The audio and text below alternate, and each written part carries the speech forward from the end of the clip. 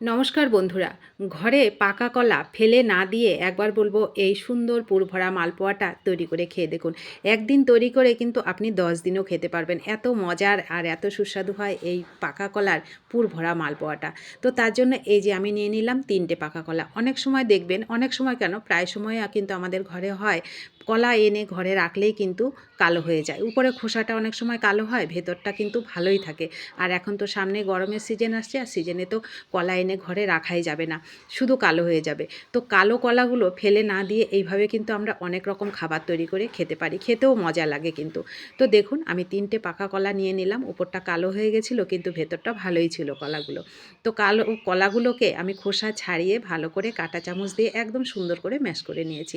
1 বাটি চালের গুঁড়ো দিলাম, 2 চামচ সুজি দিলাম, 1 প্যাকেট গুঁড়ো দুধ দিলাম, আর হচ্ছে স্বাদ মতন চিনি দিলাম। কলার মিষ্টির উপরে যেমন মিষ্টি খাবেন সেরকমই চিনিটা দেবেন।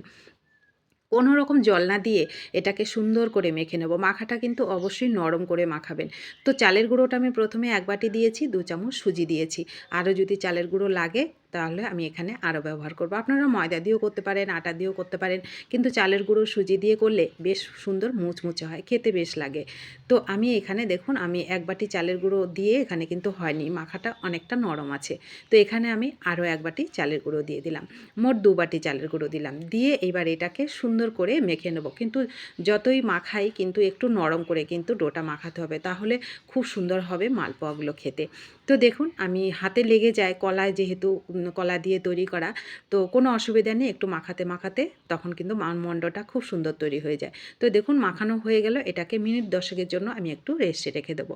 10 মিনিট রেস্টে রেখে দিলে যে শুকনো চালের গুঁড়োটা আছে, সুজি আছে, চিনি আছে, খুব সুন্দর কিন্তু মেল্ট হয়ে যায়, নরম হয়, সফটও হয়। তো এইবার আমি 10 মিনিট পর ফিরে এসে এটাকে সুন্দর করে আমি আরও সফট করে মেখে নেব। হাতে একটু ঘি নিয়ে নিলাম, তাহলে খুব সুন্দর ফ্লেভারও হবে, খেতেও ভালো লাগবে, আবার কিন্তু হাতেও লেগে যাবে না। তো দেখুন আমি আরও 2 মিনিট ভালো করে একদম সফট করে মণ্ডটা তৈরি করে নিয়েছি। এইবার যেমন আপনারা যেমন শেপে করবেন, ছোট ছোট হলে বড় বড় যেরকম খাবেন সেরকম করে আপনারা তৈরি করে নেবেন। আমি দেখুন মিডিয়াম শেপে এগুলোকে 3টে লেচি করে নিয়েছি। সবগুলো ছোট ছোট করে লেচি করব, করে আর এগুলোকে পুরভরা মালপোয়াটা খুব সহজে কিন্তু তৈরি করে নেব। তো এখানে বন্ধুরা আমি পুরের জন্য কিন্তু খেজুরের যে পাটালি গুড় হয় না, সেটাই ব্যবহার করছি। আপনারা চাইলে কিন্তু হাতের কাছে যদি লাল বাতাসাটা থাকে সেটাও দিয়ে কিন্তু করতে পারেন। এইভাবে পুর তৈরি করে তো আমরা অনেক মালপোয়া তৈরি করি, কিন্তু এইভাবে একদিন মালপোয়া তৈরি করবেন, দেখবেন এগুলো ভাজার পরে ভেতরের পুরটা খুব সুন্দর লাগে, একদম রসে টইটুম্বুর হয়ে থাকে, গলে থাকে, খেতেও কিন্তু বেশ লাগে। তো আপনাদের পছন্দ হলে আপনারা এরকম করে করবেন, আর না হয়তো আপনারা পুর তৈরি করে করবেন, যেটা আপনাদের পছন্দের। তো দেখুন আমি খেজুরের পাটালি গুড়গুলো টুকরো করে নিয়েছিলাম, একদম পাতলা করে কিন্তু এই মালপোয়াগুলো তৈরি করবেন, যতটা পাতলা করা যায়, তাহলে মালপোয়াগুলো খুব সুন্দর ফুলবে, খেতেও ভালো লাগবে কিন্তু। আর এই মালপোয়াগুলো যদি মোটা মোটা করে তৈরি করা হয় সেক্ষেত্রে বেশি মুচমুচে হবে না। তো যতটা পাতলা করা যায় ততটা পাতলা করে আমি মালপোয়াগুলো তৈরি করে নিলাম। এইবার মিডিয়াম হিটে আমি তেলটাকে গরম করেছি কড়াইতে, দিয়ে এবার এই যে উপর থেকে একটু খুন্তি দিয়ে দেবো, খুব সুন্দর ফুলকো ফুলকো হবে।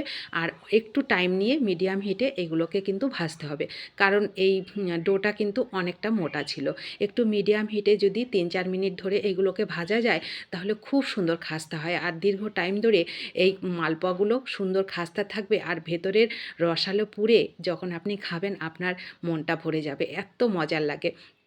তো পাকা কলা ফেলে না দিয়ে আমি বলবো এইভাবে খাবারগুলো তৈরি করে খেয়ে দেখবেন, দেখবেন দারুণ লাগবে কিন্তু। আমাদের কিন্তু খরচাটাও কমবে।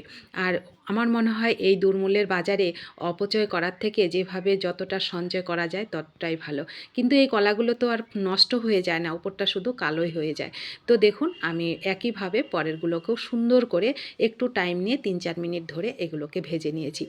এই মালপোয়াগুলো আপনি যদি 10 দিনও রেখে দেন একই রকম খাস্তা থাকবে, খেতে কিন্তু দারুণ লাগে। তো দেখুন কত সহজভাবে ফেলে দেওয়া পাকা কলা দিয়ে কিন্তু দারুণ স্বাদের মালপোয়াগুলো আমি তৈরি করে নিলাম। এই যে দেখুন কতটা সুন্দর আর কতটা খাস্তা হয়েছে, যখন আপনারা খাবেন তখনই বুঝতে পারবেন। দেখুন আমি একটা ভেঙেও দেখালাম, ভেতরের পুরটা দেখুন, আপনি যখন খাবেন আপনার মুখটা একদম ভরে যাবে, খেতে অসম্ভব মজার লাগে। তো কেমন লাগলো আপনাদের কাছে অবশ্যই কিন্তু কমেন্ট করবেন, ভালো লাগলে শেয়ার করতে ভুলবেন না, নতুন বন্ধু হলে চ্যানেলটা সাবস্ক্রাইব করে প্লিজ আমার পাশে থাকবেন, আর ভিডিওটিতে একটা লাইক প্লিজ করবেন, আপনাদের একটা লাইক পরবর্তী রেসিপি তৈরি করতে অনেকটা উৎসাহিত করে।